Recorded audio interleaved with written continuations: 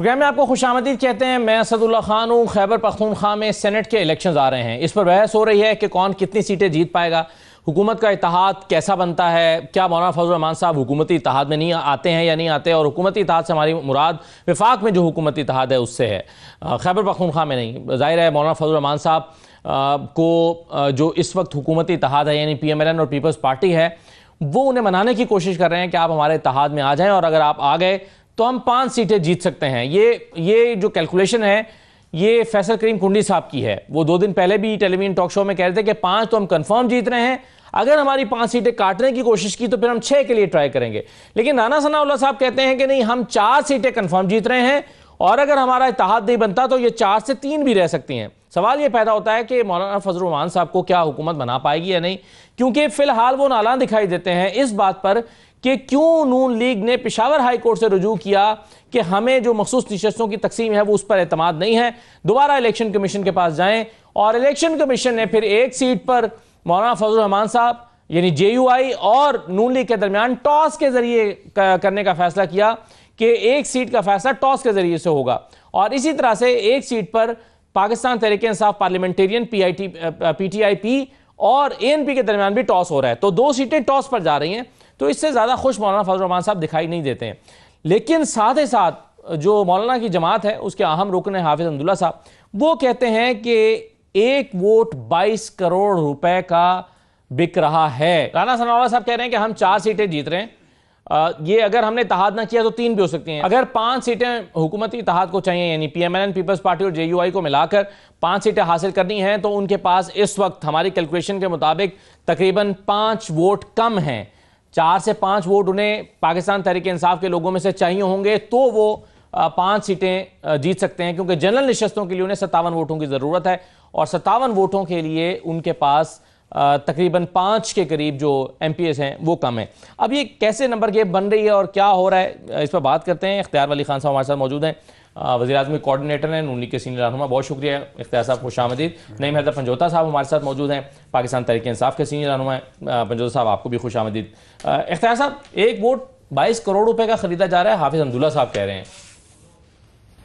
बिस्मिल्लाहिर्रहमानिर्रहीम। बहुत शुक्रिया असदुल्ला खान। नहीं, अभी बोली इतनी नहीं बढ़ी। अच्छा, कितनी है अभी? अभी जो है तकरीबन कोई 10 के नीचे है। अच्छा, इसका भी एक अलग फार्मूला होता है। जिस तरह हाफिज साहब ने कहा ना, ये एक बंदा 4 वोट बोल करता है। एक जनरल नशिस्त का वोट होता है, एक टेक्नोक्रेट का होता है, एक खवातीन का होता है, एक माइनॉरिटी का होता है। तो हर वोट का उसकी अपनी एक कीमत है। मिला के वो जो बात कर रहे हैं वो कीमत बढ़ जाती है, लेकिन 22 पे भी नहीं पहुंची। मिला के भी 22 पे नहीं पहुंची। 21 तारीख को पता चलेगा कि, बल्कि 20 तारीख को पता चल जाएगा कि 20 तक पहुंचती है कि नहीं। लेकिन मेरे अभी 8-9 के करीब आपके, हाँ, बिलो 10 इस वक्त रेट जो है। क्या चक्कर है, आपके हालात खराब हैं या आप इतनी ऑफर कर नहीं पा रहे या क्या मसला है? हमारे हालात क्यों खराब होंगे? जिनके पास आज़ाद उम्मीदवार हैं हालात तो उनके पतले हो रहे हैं। जो मेरे ख्याल में कोई 4 दर्जन से ज़ायद लोग हैं, बोली तो उनकी वजह से लग रही है। अच्छा, ये मैं आपको एक बात बताऊं कि जब मार्केट नहीं, लगाने वाला भी तो है ना इम्पोर्टेंट सर। जिसकी लग रही है वो तो चले, जो बिकने को खड़ा है वो तो है, लेकिन खरीदने वाला भी तो इम्पोर्टेंट है ना। अगर मार्केट में चीज़ मौजूद है तो यार, आपको अगर बाजार में आपको कोई कोट पसंद आए तो आप नहीं लेंगे अगर आपकी जेब में पैसे होंगे। और खिलाड़ी जो हैं लेने वाले वो भी इनके अपने घर से निकले हैं और बेचने वाले भी इनके अपने घर से निकले। हमारा तो बड़ा एक सिंपल, आप लोग तो नहीं खरीद रहे ना सर? जरूरत पड़ी तो खरीदेंगे। तो दवाई के लिए कोई अगर ले लिया जाए तो कोई मुज़ायका नहीं है। लेकिन मैं आपको एक बात वैसे बताता हूं सर, ये आपने उसूल वज़ा कर दिया आज। नहीं, सुन ले। मैं तो खुद हम उसकी बड़ी बिलीव मी, मैं पिछले इलेक्शन में जब वोट डाला था तो मुझे ये पता था कि मेरा जो कैंडिडेट है वो हार रहा है, लेकिन मैंने अपने कैंडिडेट को वोट दिया। मुझे सेकंड प्रायोरिटी के लिए JUI को वोट देना था। मेरे वोट से आज मौलाना अताउर रहमान साहब, जो मौलाना फजल रहमान के भाई हैं, मेरा वोट सेकंड ऑप्शन पे उनको गया है। तो हमें तो पता है कि क्या करना है। लेकिन पाकिस्तान तहरीक इंसाफ ने जो खुद प्रेसिडेंट सेट किए हैं, ये खुद मेंबर्स को, जो इनकी पार्टी के लोग हैं, उनको काफ़ी अच्छी खासी रकम एडवांस में दे के बैठे हुए हैं। सही है। क्यों? हॉर्स ट्रेडिंग तो इनके घर से शुरू हो गई। सही है। क्यों दे रहे हैं वोट? हाँ। वोट के लिए पैसे क्यों दे रहे हैं? 5-5, 6-6 करोड़ रुपए उनको एडवांस में कि अपनी जेब में ये तो रखो ना, बाकी बाद में ये रखे, बाकी बाद में देखते बिल्कुल ठीक है। तो ये सारी बोली तो तभी बढ़ती है पंजोता साहब के जब एक से ज्यादा खरीदार हो। एक खरीदार हो तो फिर बोली नहीं बढ़ती। रेट तभी बढ़ता है जब खरीदार ज्यादा हो जाए। आपको एक बात बताता हूँ, उस पर नईम साहब भी वो भी बता देंगे आपको। मार्केट में जब सौदा कम हो तो रेट बढ़ता है। हाँ। जब सौदा ज्यादा हो तो रेट फिर कम हो जाता है। तलब और रसद का सादा सा तलब और रसद, डिमांड एंड सप्लाई। इस वक्त खबरें ये है कि मार्केट में माल ज्यादा है। अच्छा, हाँ जी। जी पंजोता साहब, क्या आपके विचार हैं इस बारे में? असद साहब, बहुत शुक्रिया, आपने मौका दिया। ये कितनी बदकिस्मती की बात है कि हम टेलीविज़न के ऊपर बैठे हुए हैं और यहाँ पर ये कह रहे हैं कि कितनी कीमत लगेगी, कितने पैसे लगेंगे, कितने का सौदा होगा और इतने में ख़रीदा जाएगा। ये फिगर जो है ये थोड़ा आपने ज़्यादा बता दिया, ये थोड़ा कम फिगर बनता है। तो आप क्या चाहते हैं कि वो झूठ बोल रहे हैं? आप जो मार्केट में हो रहा है वही बताएंगे ना? देखिए, मार्केट में हो रहा है तो उसका ये हिस्सा बन के और उसको बड़ा खुशी से बता रहे हैं, तो ये कौन सी एक बड़ी अचीवमेंट होगी? है आप खुशी से नहीं बता रहे हैं, वो खुशी आप नेवर छुपा रहे हैं। मैं आपको खुशी से बता रहे हैं। नहीं, नेवर। हमारे किसी एमपीए को, किसी एमएनए को, किसी बंदे को कोई इस तरह के ना फंड्स दिए गए हैं कि आप 5 करोड़ रुपए जेब में रख लें तो आप वोट आपने देना है। जो इमरान खान साहब का हुक्म आता है, उस हुक्म के ऊपर जो हमारे नाम जो हैं वो आगे फाइनलाइज होंगे, उनको लोग वोट दे देंगे। अगर कहीं पर ऐसा होता तो आपको नज़र आ जाता कि भाई इस जगह के ऊपर जो है, अब देखें 26वीं तरमीम थी, 26वीं तरमीम के अंदर तो जो है वो केपी हुकूमत का रोल नहीं था ना।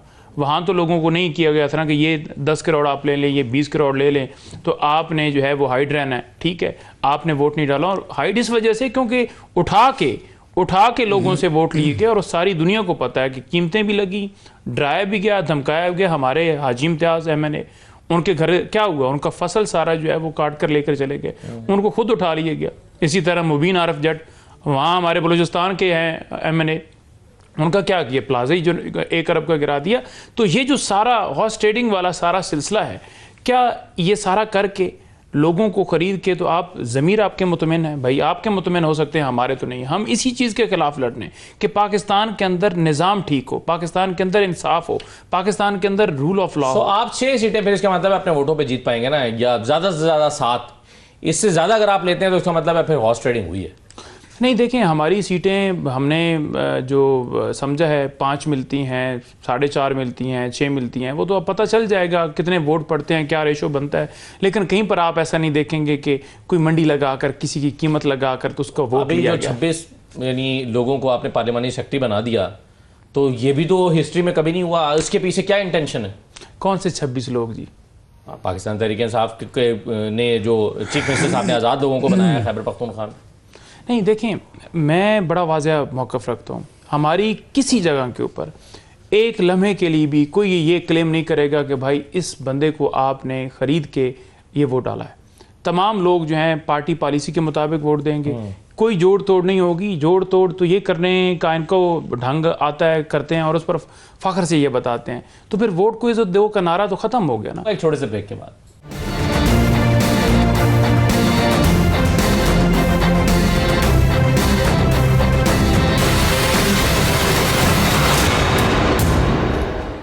दोबारा खुशामदीद। इख्तियार साहब, आपने अभी सुनी बात सारी असलम गौरी साहब की। वो ये कह रहे हैं कि नून लीग का तो पेट भर ही नहीं रहा, हमारे साथ एक अच्छा रिलेशनशिप है, हमने इनके साथ सारा कोऑपरेट किया। ये फिर एक सीट के लिए गए हैं, पहले एक election commission Peshawar high court के पास, इलेक्शन कमीशन के पास, फिर टॉस में भी राजी हो गए हैं। आधी सीट के लिए भी आप नहीं छोड़ रहे भाई। आप खैर सगाली के जज्बे के तहत कहते हैं मौलाना आप रख लें।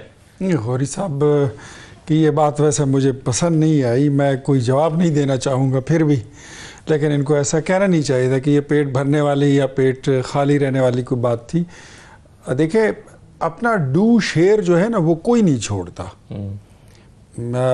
JUI भी नहीं छोड़ती। मतलब अब जितनी नशिस्तें हमारी हैं, जितनी नशिस्तें इनकी हैं, और वहाँ पर असम्बली में जनरल नशिस्तें हमारी ज़्यादा हों और रिज़र्व में इनको ज़्यादा जाएं, तो ये तकसीम क्या, ये कोई ठीक तकसीम होगी? समझ नहीं आने वाली ना। तो अगर उसके बाद लिए आप किसी को इत्तेहाद में लाने के लिए या आपने ओब्लाइज भी तो करते हैं यार, अगर ओब्लाइज करने वाली बात है तो वो मैं असलम गौरी साहब को पिछले शो में कह रहा हूँ कि हमारे पास अगर एक दो ज्यादा भी आ गई हैं, ये आप ही के काम आएंगी। ये आपकी काम आएंगी। तो ये तो वो भी कह सकते हैं कि अगर आप हमें चारों दे दें अपनी, आप ही के काम आएंगी। यार हमारे पास कैसे होगा? हमारे पास 17 है, 17 के 17 इनके, सारे ले लें, जितने मर्जी बिठा लो, जैसे कहेंगे उस तरह करेंगे। ये बात नहीं है। हम तो समझते हैं कि जमीयत उलमा इस्लाम के साथ हमारे जो इत्तेहाद रहा है वो पाकिस्तान। मगर आप ये देखें ना, इस सिनेरियो के बाद अब जब आप जाएंगे, अभी देखिए राना सनाउल्लाह साहब गए थे ना अमीर मकाम साहब पिछले दिनों मौलाना के पास। अब अगर आप जाते हैं मौलाना के पास और जाके कहते हैं कि जनाब आए मिलके सेनेट का इलेक्शन लड़ते हैं, वो आपसे शिकवा नहीं करेंगे? ये आपने क्या किया? देखिए वहाँ पर जो सेनेट का इलेक्शन है ना, मैं थोड़ा सा आपको बता दूँ, ये मेरे ख्याल में मेरे तीनों दोस्तों को शायद इतना इल्म हो किसी को, लेकिन ये नॉमिनेशन पेपर्स पहले फाइल हो चुके हैं। ये वही पुराना जो शेड्यूल था, जितनी स्क्रूटनी होनी थी वो सारी हो चुकी है, वही कैरी आउट हो रहे हैं, उसी को कैरी कर रहे हैं। और उसमें हमारा एक फार्मूला तय हुआ था, जो अभी आपको असलम गौरी साहब ने बताया कि जनरल नशिस्त पे ये हमारे उम्मीदवार को वोट देंगे, टेक्नोक्रेट पे हम इनके उम्मीदवार को वोट देंगे, और हम दोनों मिलकर लेडीज़ पर पीपल्स पार्टी को वोट देंगे, और पीपल्स पार्टी जनरल पर हमें देगी और टेक्नोक्रेट पर इनको देगी। ये हमने एक कितनी सीटें जीत रहे हैं? ये राना सनाउल्लाह साहब ने आपको बिल्कुल एक्यूरेट बताया है कि 3 जो हैं ये कंफर्म है, ये 4 भी हो सकती हैं। नहीं, उन्होंने कहा 4 कंफर्म है, 5 भी हो सकती हैं। 4 कंफर्म है, ये 5 भी हो सकती हैं। और अगर इत्तेहाद जनरल सीट आप दो जीत रहे हैं, नुकसान भी हो सकती है। हाँ, एक टेक्नोक्रेट की जीत रहे हैं। एक बात मैं बताऊं, कोई यहाँ से कोई चीज़ जो है वो बिकने वाली नहीं है। जो बिकने वाली और ख़रीदारी वाली जो फोर्स है ना, वो सारी पीटीआई की तरफ है। बिक भी वही रहे और ख़रीदार भी उन्हीं के लोग हैं। ये अभी नईम साहब बता रहे थे ना, बड़ा इन्होंने अच्छा बोला, मैं आई अप्रिशिएट। ये कहते हैं कि हॉर्स ट्रेडिंग नहीं होनी चाहिए, और ये हम क्या बात कर रहे हैं। तो मैं इनको ज़रा पिछले इलेक्शन की याद दिलाइए कि जब गुज़श्ता इलेक्शन हुए थे तो कैसे मंडी लगी थी, क्या क्या भाव लगाए थे आपने एमपीएस के, किस किस नरख से आपने लिए थे। आपको क्या कौमी असम्बली में याद है कि वो वोट पड़े कितने थे और निकले कितने थे? बिल्कुल सही। गिलानी साहब वाला इलेक्शन याद है आपको? सेनेटर वाला इलेक्शन है, वो चेयरमैन सेनेट वाला इलेक्शन याद है? बिल्कुल। तो वो क्या था? What was that? आज आपको वोट को इज्जत दो का नारा अच्छा लगा, मैं उस पर आपका शुक्रिया अदा करता हूं। लेकिन आपकी पार्टी के तो अंदर आवाजें पंजोता साहब ये उठ रही हैं। मैं शुक्रिया अदा करता हूं कि इन्होंने वोट को इज्जत दो के नारे की तारीफ की, और आई विश कि ये उस वक्त भी इसकी तारीफ करते और हमारे साथ खड़े होते जब हम ये नारा लगा रहे थे, और हम इसके हिस्से का सदका उतार के हम मार खा रहे होते, ये हम पे हंस रहे थे। लेकिन पंजोता साहब, आपकी तो पार्टी के अंदर ये आवाजें उठ रही हैं कि आप सेनेट का जो टिकट है वो मिर्जा अफरीदी साहब को कैसे दे रहे हैं, उन्होंने बड़े पैसे खर्च किए हैं। ये इल्जाम आपकी पार्टी के अंदर से लोग लगा रहे हैं, ये क्या कहानी है? देखिए असद साहब, फैसला तो खान साहब ने करना है। खान साहब उन्हें टिकट देंगे तो वो बिल्कुल हमारे उम्मीदवार होंगे, अगर नहीं देंगे तो नहीं होंगे। तो ये तो पार्टी जोर तो पूरा लगा रही है ना। उनके फार्म हाउस पे जाके आपने प्रेस कॉन्फ्रेंस कर दी। देखें, यहाँ से 300 बंदा उठ के केपी से गया है, लाहौर जाता है, एक आदमी के फार्म हाउस पे जो है वो प्रेस कॉन्फ्रेंस करता है, क्या मतलब होता है इसका? नहीं देखें, वो फिर आपकी लड़ाई भी पड़ गई आलिया हमजा साहब, सलमान राजा साहब, उनसे जवाब देने दे। बात यह है कि फार्म हाउस पे गए हैं ना, तो उसका यह मतलब नहीं है कि फार्म हाउस पे गए हैं, खाना खाया। ऐसे तो 1000 ऐसे लोग हैं जिनके घरों में खाने खाए जाते हैं, मिलता है बंदा, आए बैठते हैं, जिनके साथ तल्लक होते हैं। तल्लक की बुनियाद के ऊपर नहीं होगा ऐसा। जो खान साहब फैसला करेंगे वही होगा। नंबर 2 बात ये रहेगी कि आलिया हमजा और जो सलमान राजा का मामला था, हमारा इस वक्त तहरीक के ऊपर फोकस है। वो बात हुई, वो इख्तलाफ था, गलत हुआ, जिस पर आयराय साहब ने भी कहा कि हमने आगे बढ़ना है। ये क्या हो रहा है आपकी पार्टी के अंदर? ये सवालात तो साफी ने पूछे ना। अच्छा, साफी नहीं, वो सारे लगा इन्होंने कहा जी कि वो नहीं थी, वो क्यों नहीं थी। उन्होंने ट्वीट किया, नहीं होना चाहिए। तो उन्होंने कहा कि साफी की फरमाइश की थी कि इस लहजे में जवाब दें। उस देखें लहजा उनका जो है उसके सख्त होने के ऊपर आप कह सकते हैं कि वो जोर से बोल रहे थे। ठीक है, भी देखे होंगे, तादीबी कार्रवाई होगी आपके खिलाफ। बेसिकली जो डिसिप्लिन है ना, वो बड़ा मैटर करता है। इस वक्त हमें जो है मुतहद होकर आगे बढ़ना। आपस में लड़ाइयां, ने डिसिप्लिन तोड़ा नहीं। अगर उन्होंने बात की है राय साहब ने ठीक है कि वो प्रेस कॉन्फ्रेंस के अंदर नहीं आई कि मसरूफ थी, उनको कॉल करके कह देती कि मैं कहाँ मसरूफ थी। तो वो चीज़ें जब पब्लिक होती हैं तो फिर आगे अभी तो देखे ना आप उनको, उसके बाद फिर एक ऑडियो साहब कह रहे हैं कि जी वो मसरूफ थी इसलिए नहीं आए, हमने बुलाया था। शेख वकास हकम कह रहे हैं कि जी आपको हम इसलिए नहीं बुला रहे, बात को छोड़ें कि आप जो है वो पार्लियामानी पार्टी में बात हो गई। उन्होंने कहा कि हमने जो होगी बात गलत हुई, जिसका बयान था, जिसका ट्वीट था, उससे आगे बढ़ना है। अब हमारा फोकस जो है वो तहरीक, क्या फोकस है? 5 अगस्त या 90 दिन? 5 अगस्त 5 अगस्त पे फोकस है। और 90 अली अमीन साहब ने 90 दिन की टाइम लाइन दी कि 90 दिन के अंदर अंदर होश के नाखन लें और इमरान खान नाहक पाबंद सलासिल उनको रिहा किए। नहीं करेंगे तो हम इस्तीफा देंगे। ऐसे ये वो मुझे लतीफा याद आ गया, एक खातून अपने शौहर से घर से जाते हुए कहती हैं कि मैं जरा 5 मिनट के लिए हमसाई के यहाँ जा रही हूँ, आधे घंटे बाद हांडी देख लेना। तो आप तो ये 5 अगस्त और 90 दिन ये नहीं 90 देखें, 90 अली अमीन ने बात की है, आज राय साहब ने बात की है कि बिल्कुल जो खान साहब का मौक़िफ़ है वही, उसके ऊपर ही हम चल रहे हैं। और कोई ये ना, उस दिन भी अली अमीन साहब ने कहा कि तहरीक का आगाज हो गया और 5 को जो है वो पीक होगी। ऐसा नहीं कहा कि 90 दिन के बाद पीक होगी। उन्होंने 90 दिन का अल्टीमेटम दिया कि इमरान खान को रिहा कीजिए। सारी दुनिया को पता है कि झूठे केसेस के अंदर अपने नजरिए की वजह से ये कह रहे हैं कि हम 5 अगस्त को भी एक तहरीक चला रहे हैं वैसे रिहाई लेकिन 90 दिन में ही होगी। खान नहीं, 90 दिन को उन्होंने अपनी हद तक अल्टीमेटम दिया है कि मैं आपको अल्टीमेटम दे रहा हूँ कि 90 दिन के अंदर कर लीजिए वरना हम सियासत छोड़ देंगे। इरफान साहब को कंफ्यूजन तो नहीं है कि आपने इनको एहतजाज से 5 अगस्त को रोकना है या 90 दिन बाद रोकना है? नहीं, वो तो अभी से शुरू हुआ है यार। 5 अगस्त की बात तो देखो, मैं 5 अगस्त को तो इंडिया जो है अपना जश्न मना रहा है। आर्टिकल 370 इम्पोज करके जो उसने कश्मीर की उसका हुलिया बिगाड़ने की कोशिश की है। खान की गिरफ्तारी भी तो 5 को हुई थी ना, वो अलग इवेंट है, ये अलग इवेंट है। ये उस वजह से थोड़ी रखा है इन्होंने ये, तो आप भी तो फेयर बात करें। मैं अपना जो पॉइंट ऑफ व्यू है वो दे रहा हूँ, अगर उस पर पाबंदी है तो नहीं आप अपना पॉइंट ऑफ व्यू दें, लेकिन वो एक अलग इवेंट है, खान की गिरफ्तारी एक अलग इवेंट है। 5 अगस्त को ये भी हुआ था, आपके ख्याल में ये एहतजाज उसके लिए हो रहा है? 5 अगस्त में ये भी हुआ था और वो जश्न मनाएंगे। 5 अगस्त को यौम यकजहती कश्मीर मनाई जाएगी, कश्मीरी अपना एहतजाज भी करेंगे।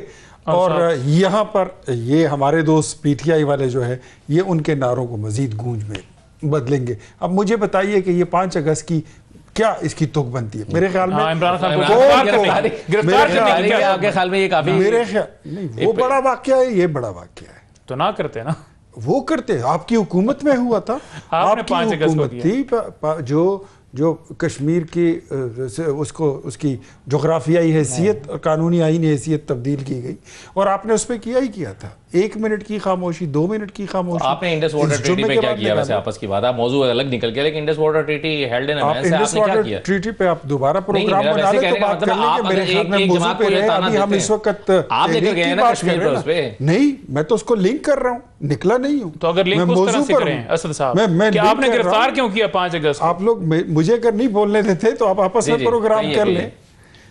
मैं तो उसको ये कह रहा हूँ कि ये कौम के सामने ये सारी चीज रख दें।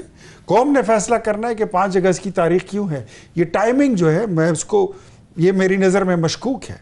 और सीधी बात यह है कि तहरीक, ये बताओ असदुल्ला खान, मैं आपसे भी पूछता हूँ, मेरा आपसे सवाल है, आप एक बड़े अच्छे सहाफ़ी हैं, पढ़े लिखे सहाफ़ी हैं इस दौर के।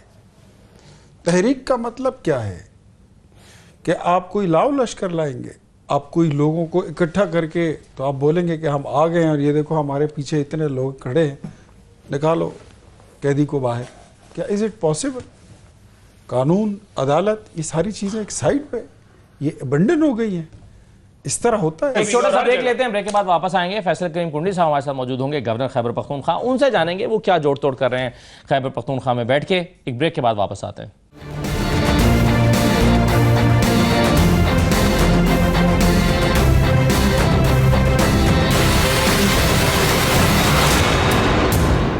ब्रेक के बाद आपको दोबारा खुशामदीद कहते हैं। गवर्नर केपी के फैसल करीम कुंडी साहब हमारे साथ मौजूद हैं। बहुत शुक्रिया फैसल साहब, आपको खुशामदीद। सबसे पहले सर ये बताइए कि आप ये कह रहे हैं कि आपकी 5 सीटें सेनेट में कंफर्म हैं और आप ये कह रहे हैं कि अगर किसी ने छेड़छाड़ करने की कोशिश की तो फिर हम 6ठी सीट के लिए भी ट्राई करेंगे, जबकि राना सनाउल्लाह साहब कह रहे हैं कि हमारी 4 सीटें कंफर्म हैं, हम अगर मुत्तहिद हो गए तो 5 हो सकती हैं और अगर ना हुए तो 4 की 3 भी हो सकती हैं। तो सर कितनी सीटें कंफर्म हैं आपकी खैबर पख्तूनख्वा के सेनेट इलेक्शन में? बिस्मिल्लाहिर्रहमानिर्रहीम। देखें असद साहब, अगर सारी अपोजिशन जमातें इकट्ठी होती हैं तो 5 होती हैं और मैं पूरी उम्मीद हूँ कि इंशाल्लाह सारी हम जो है अपोजिशन की जमातें इकट्ठी होकर हम इलेक्शन लड़ेंगे और हमारी 5 सीटें बनेंगी, जिसमें 3 जनरल हैं, 1 टेक्नोक्रेट है और 1 जो है वो ख़वातीन के हवाले से है। तो ये मैं तो ऑफ़र की है हुकूमत को। देखें, ये फ्लोर क्रॉसिंग या पैसों का लेन देन ये चीज़ें हुकूमत ही रोकती है। आपको याद होगा 2008 से 13 तक जब हमारी हुकूमत थी तो प्रेसिडेंट ज़रदारी साहब ने तमाम सियासी जमातों को बिठाकर सेनेट की सीटों में बिला मुकाबला इलेक्शन करवाए थे। पंजाब में थोड़ा सा वो हुआ था, लेकिन वो भी ऐसा कोई मुकाबला नहीं था, ईज़िली सॉल्व हो गया, बाकी बिला मुकाबला हुए थे।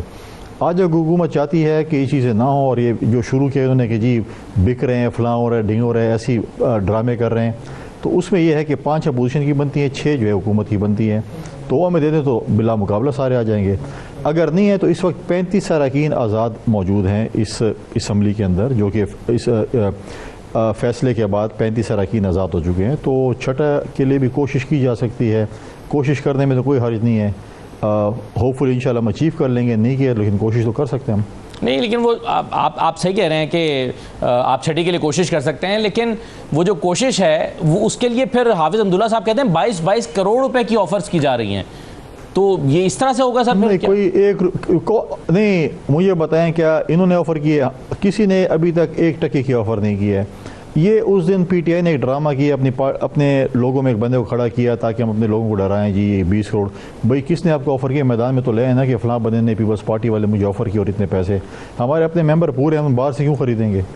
तो फिर छठी सीट के लिए आप कैसे ट्राई करेंगे? खुद ही पूरा उसका फार्मूला क्या है गवर्नर साहब? देखिए तो 5, देखिए वो तो 5 हैं, देखें 5 हैं हमारी बन रही हैं, छठे कैंडिडेट मौजूद हैं। और दूसरा एक हम पॉलिटिकल लोग हैं, हमारे राब्ते होते हैं MNAs के साथ, MPs के साथ, पॉलिटिकल पार्टीज़ के साथ। तो हम इस पे देख रहे हैं कि अगर हम हुकूमत से बातचीत नहीं होती, हुकूमत ये फ़ैसला करती है कि हमने इलेक्शन लड़ना है आपस में और ये चीज़ें होनी है, तो फिर हम छठे के लिए जो है हमारे पास लोगों के राब्ते हैं, आज़ाद मेंबरान के राब्ते हैं, तो हम उनके साथ ट्राई कर सकते हैं कि हम छठे। सही है गवर्नर साहब, आप 5 कह रहे हैं, वैसे राना सनाउल्लाह साहब समझते हैं कि हमारी 4 कंफर्म है, हम 5 की ट्राई कर सकते हैं। लेकिन चलिए जो भी हो, 4 या 5 हैं, इसके लिए फजलुर रहमान साहब का देखें, आप पेन पेपर ले लें, मैं आपको समझाता हूँ फिगर, फिर आप राना सनाउल्लाह साहब को समझा। मैं ग्राउंड में बैठा हूँ, राना सनाउल्लाह साहब का अपना एक तजर्बा होगा, वो अपनी उनको एक फीड होंगे, लेकिन मैं तो ग्राउंड में बैठा हूँ, मुझे पता है। वरना मैं आपको फार्मूला बताता हूँ, पेन पेपर लेके राना सनाउल्लाह साहब को भी समझा दें और हम भी हम कहते हैं पोजीशन सारी घर इकट्ठी होती है तो हम 52-53 लोग हैं। 48 देखें, 48 समथिंग पे आप 49 समझ लें, टेक्नोक्रेट आती है। 49 पे एक आपकी लेडीज़ आती है। 19 पे आपके पास जो है वो आते हैं जनरल की सीट। 19 नून के पास मौजूद हैं। 18 जो है वो उसके साथ मौजूद हैं, क्या नाम, अपना GY के साथ। 11 पीपल्स पार्टी के साथ हैं, 3 NP के हैं, 3 PTI पार्लियामेंटेरियन के हैं, 1 अपोजिशन के आज़ाद रुकन हैं। 18 पे हम भी पहुंच जाते हैं। तो मुझे बताएं ना कि कैसे हम जी सकते हैं। सही है। 19 पर जो आती है सर, वो तो फिर 57 पर आपकी 3 बनेंगी ना? 57 आपके पास नहीं है, यही तो कैलकुलेशन है शायद कि 57 पर आपको फिर 3 मिलेंगे ना जनरल सीट। 57 तो नहीं है आपके पास। 19 पे तो आप देखिए, 19 पे तो आप टोटली सेफ गेम कर रहे हैं ना। फिर सेकंड प्रायोरिटी पॉइंट्स भी होते हैं ना, फिर वो जो आपके सेकंड प्रायोरिटी के वोट डाले जाते हैं, मतलब एक के पूरे होते हैं, फिर उसके शिफ्ट हो जाते हैं सेकंड प्रायोरिटी में दूसरे कैंडिडेट के पास। तो आप जब टेक्निकली अगर उसको देखें फार्मूले के हिसाब से, तो हम 3 बना सकते हैं जनरल पे आसानी। आपके ख्याल में इससे कोई फ़र्क पड़ेगा जो अलीमीन गंडापुर साहब ने आज़ाद लोगों को 26-27 लोगों को पार्लिमानी सेक्रेटरी बना दिया? कुछ फ़र्क नहीं पड़ता। मैं समझता हूँ कि अब बहुत देर अभी तक क्यों नहीं बनाया, जब 1 साल 1.25 साल गुजारा उनको। अब कम अज़ कम ये है कि MPs हमें अक्सर मिलते रहते हैं, जब राब्ते होते हैं, कहते हैं कम अज़ कम वो हमारा कम अज़ कम शुक्रिया अदा करते हैं कि आपकी वजह से हमारी इज़्ज़त होना शुरू हो गई है। सेनेट के इलेक्शन की वजह से हमारी इज़्ज़त होना शुरू हो गई है। अभी हमें जो है वो बुलाया जाता है, पूछा जाता है, हल्के का पूछा जाता है, फ़ंड दिए जा रहे हैं, क्या क्या। अब जो पार्लिमानी सेक्रेटरी पहले क्यों नहीं बन रहे थे, इसलिए बने हैं कि सेनेट के इलेक्शन में उनको थोड़ा सा खुश करने के लिए, जो भी है वॉट एवर, हर कोई अपना जो है वो फार्मूला। लेकिन ये देखें, ये हम एक वो वाली बात है कि हम एक रिहर्सल कर लें। जैसे यूसुफ रज़ा गिलानी के टाइम पे हमने रिहर्सल किया था, उसके बाद हमने इत्तेमाद की तहरीक लेके थे। हम रिहर्सल कर लें, देखते हैं कि हमारे पास कितने मेंबर्स हैं। सही है। लेकिन सर इसमें जाहिर है एक MPA को क्या चाहिए होता है? MPA को ओहदे चाहिए होते हैं, वजारत चाहिए होती है, या उसके इक्वल कोई ओहदा चाहिए होता है, या MPA को फंड चाहिए होते हैं अपने हल्के के लिए? ये तो हुकूमत ही दे सकती है ना, ये ऑपोजिशन तो नहीं दे सकती। तो आपकी तरफ वो क्यों आएंगे, क्यों नहीं वो हुकूमत की तरफ जाएंगे? उसके साथ साथ सबसे बढ़ के उनको इज़्ज़त भी चाहिए होती है। अगर आप एक बंदे को बेइज्जत करके गाली निकाल के चीज़ें दें, इज़्ज़त पठानों में सबसे ज़्यादा चीज़ काउंट की जाती है।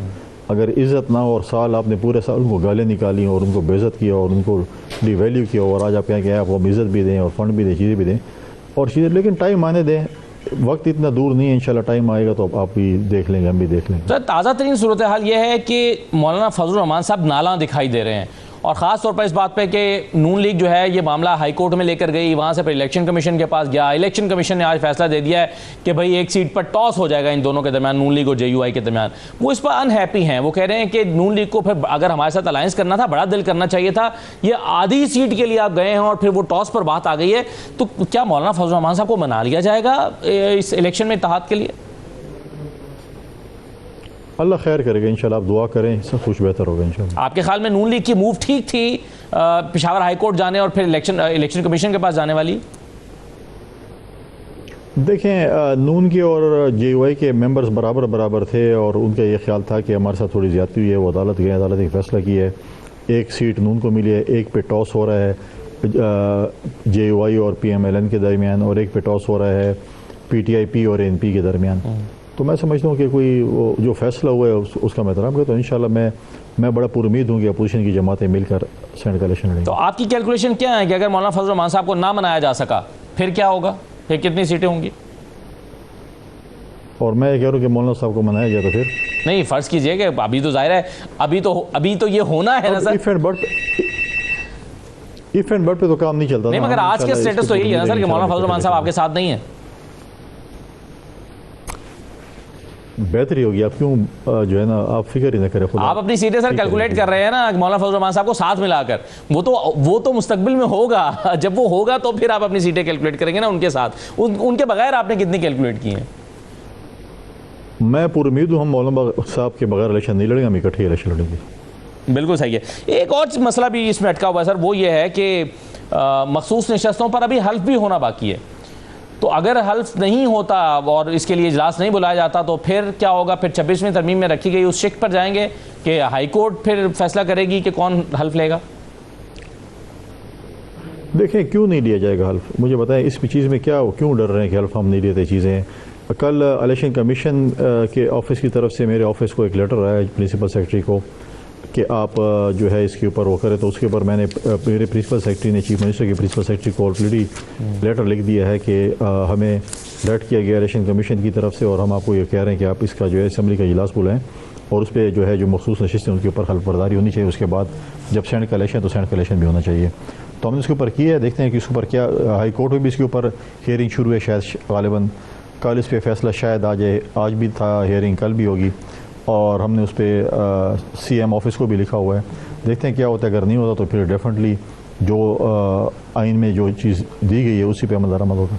गवर्नर साहब, आपने जो टेलीविज़न टॉक शो में दावत दी है PTI को कि आएँ बैठशीट के बात कर लेते हैं, एक दूसरे के लोगों को नई हॉर्स ट्रेडिंग नहीं कराते हैं, फ्लोर क्रॉसिंग नहीं कराते हैं और ये फार्मूला बना लेते हैं जैसे कि माजी में भी आप जो है वो बिला मुकाबला इलेक्शंस करा चुके हैं। लेकिन क्या बाज़ाब्ता तौर पर आपकी तरफ से कोई पैगाम PTI की क़यादत को गया है?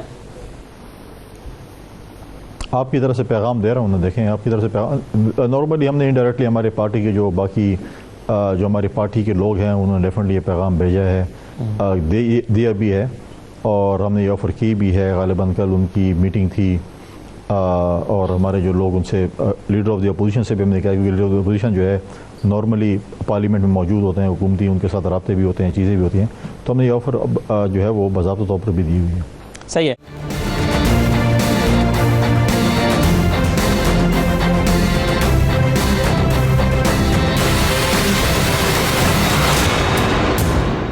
गवर्नर साहब, आपने कहा कि आप इस सेनेट के इलेक्शन को अदम एतमाद के लिए एक रिहर्सल समझते हैं और इसे रिहर्सल करार दे रहे हैं, लेकिन मौलाना फजलुर रहमान साहब का नुक्ता नज़र इस पर मुख्तलिफ है। वो समझते हैं कि PTI के अंदर से ही तब्दीली होनी चाहिए और चीफ मिनिस्टर उन्हीं का होना चाहिए, लेकिन तब्दील करके PTI कोई और चीफ मिनिस्टर लेकर आ जाए।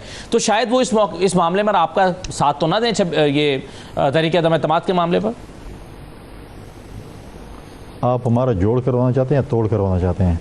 आप चाहते हैं कि सेनेट में भी ना हो हमारे साथ, अदम एतमाद में भी ना हो और हमारा जो है ना, देखिए बात मेरी ख्वाहिश से क्या फ़र्क पड़ता है? मेरा पॉइंट ऑफ व्यू ये है मेरा पॉइंट ऑफ व्यू ये है कि अगर हमारे पास या किसी भी अपोजिशन के पास एक मेंबर भी ज़्यादा आता है तो असम्बली में अदम की तहरीक आ सकती है आइनी और कानूनी तरीके से। तो मैं जिस दिन हमारे साथ पूरे होंगे, जब हम अपना होमवर्क कंप्लीट करेंगे, फिर हम बाकी जमातों के साथ बैठेंगे कि हमारा ये होमवर्क है, फिर हम बातचीत करेंगे। वो आइनी तरीके से तो अदम एतमाद आ सकता है, लेकिन आइनी तरीके से नंबर कैसे पूरा हो सकता है? भाईजान आप देख लेना 35 आज़ाद अरकान तो है ना, 35 आज़ाद अरकान तो अगर उसमें से उन्होंने किसी ने फैसला किया 20 मेंबरान ने कि हम हुकूमत का साथ नहीं देते, तो इंडिपेंडेंट कैंडिडेट्स हैं वो आ सकते हैं अपोजिशन के साथ और बैठकर जो है वो हुकूमत बना सकते हैं। कैसे नहीं बना सकते हैं? आप मुझे बताएं कौन सी फिलॉसफी के साथ नहीं बनती, कौन सा आइन कहते हैं कि नहीं बन सकती, कौन सा कानून कहते हैं कि नहीं बन सकती। 30 से 35 MPAs इस वक्त आज़ाद हैं, उनके ऊपर कोई फ्लोर क्रॉसिंग नहीं लगती, उन पर कोई डिफेक्शन क्लॉज नहीं लगती, कोई चीज़ नहीं लगती। जैसे मैं उनकी बात कर रहा हूँ। तो मैं जब भी पूरे होते हैं, मैं आज की बात तो नहीं कर रहा, कल परसों जब भी पूरे होते हैं, और मौलाना साहब का पॉइंट ऑफ व्यू है कि PTI with in the party जो है वो चेंज लेकर आ जाए और नया CM लेके, ये मौलाना साहब का अपनी उनकी पार्टी का पॉइंट ऑफ व्यू है। और शायद ऐसी कोई बातचीत चल रही है क्योंकि मौलाना साहब बड़े क्लोज रहे हैं PTI के पिछले दिनों, क्योंकि आपको पता है कि मौलाना साहब के दर पे जिस तरीके से PTI वाले पड़े रहे थे रमज़ान के महीने में, उससे आगे पीछे, और जिस तरीके से उनके जो है वो रिक्वेस्ट कर रहे थे उनसे कि आप हमारे सियासी मसीहा बने और हमें गाइड करें और हमें इस गर्दाब से निकालें, तो वो डेफिनेटली जो है वो उनमें जो बातचीत शायद हुई हो और उनमें ऐसी बात हुई हो, निकली हो कि जी ऐसी चीज़ हो सकती है। मौलाना साहब का पॉइंट ऑफ व्यू है, अच्छा पॉइंट ऑफ व्यू होगा उनके मुताबिक, लेकिन हमारा पॉइंट ऑफ व्यू है कि अगर हमारे पास आइनी तौर पर अगर हमारे पास एक मेंबर भी ज़्यादा होता है तो हम अदम एतमाद की तहरीक लाएंगे, और वो जब भी होते हैं हम उस पर अमल दरामद। गवर्नर साहब, क्या ये बात दुरुस्त है कि माजी में सेनेट के इलेक्शन में वोट ख़रीदने के लिए बहुत पैसा चला है? खैबर पख्तूनख्वा में बिलखुसूस, बाकी सूबों में भी हुआ होगा, खैबर पख्तूनख्वा में भी ये होता रहा है। ये बात दुरुस्त है कि पैसा चलता रहा है सेनेट इलेक्शन में? मैं नहीं समझता कि इतना पैसा चला है, लेकिन आप मुझे ये बताएं, जब यूसुफ रज़ा गिलानी के ख़िलाफ़ अदम एतमाद की तहरीक नाकाम हुई थी और हमारे मेंबर पूरे थे, आपने तो देखा होगा ना, वो आपके नज़दीक इस्लामाबाद में हुआ था, और जब वो खड़े हुए थे कि हम जो तहरीक के हक़ में खड़े हुए थे कि जी हम अदम एतमाद करते हैं, और वोटिंग के टाइम पर गायब हो गए थे, तो उस वक्त क्यों चले गए थे? उस वक्त उनका जो है वो ज़मीर की आवाज़ पे थे। जब PTI के पास जाएँ तो ज़मीर की आवाज़ है, और जब दूसरे के पास जाएँ तो बिक जाते हैं।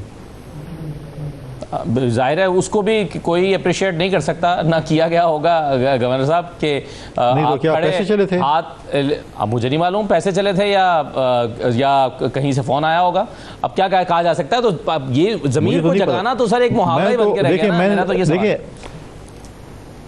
मैं ये कह रहा हूँ कि मैंने कभी भी किसी को सेनेट के इलेक्शन में पैसे नहीं दिए। दूसरी बात यह कि मैं पिछले दिन सुना कि PTI के एक मेंबर साहब खड़े हुए किसी खाने में और उन्होंने कहा कि मुझे तो 20 करोड़ रुपए की ऑफ़र हुई है पीपल्स पार्टी की तरफ से।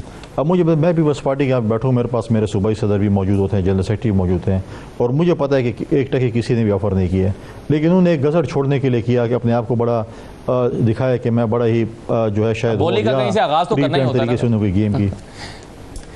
नहीं, तो किसी ने उसको ऑफ़र ही नहीं किया है। मतलब अपने आप को अगर उसने रखा है कि मैं फॉर सेल हूँ तो किसी और के लिए, हम तो उनको नहीं ख़रीदना चाहते। अगर वो फॉर सेल है तो किसी और जगह पर रब्ता करें, हमारे साथ कोई जगह नहीं है ख़रीदने के लिए। सही है। नवाज़ साहब ये बताइए कि ये FC को फेडरल फोर्स बनाने की क्या वजह है, इस फैसले को कैसे आप देख रहे हैं?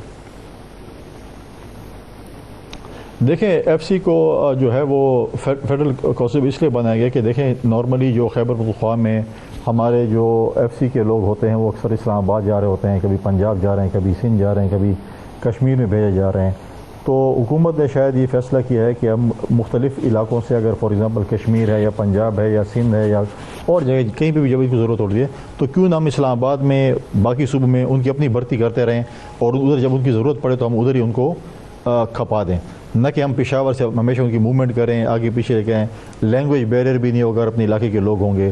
तो इसलिए मैं समझता हूँ कि इस हवाले से उन्होंने किया होगा, और अच्छी बात है कि अगर उन्होंने किया है तो ये कम से कम वो फ़ौज और पुलिस के दरमियान एक फ़ोर्स जो होती है, तो वो मेरे ख्याल में उसको ट्रेनिंग भी इस तरीके से देंगे ताकि वो फ़ौज से पहले कम FC बुलाई जाती है, फिर उसके बाद फ़ौज बुलाई जाती है, तो कम से कम फ़ौज के ऊपर बोझ थोड़ा कम होगा। सही है। एक और मामला खैबर पख्तूनख्वा में कुछ अरसे से चल रहा है, और बल्कि चल क्या रहा है उसकी सिर्फ अभी बाज़गश्त है, और वो ये है कि फाटा को दोबारा वफाक के ज़ेर इंतज़ाम लाया जाए। इस पर बातचीत हो रही है।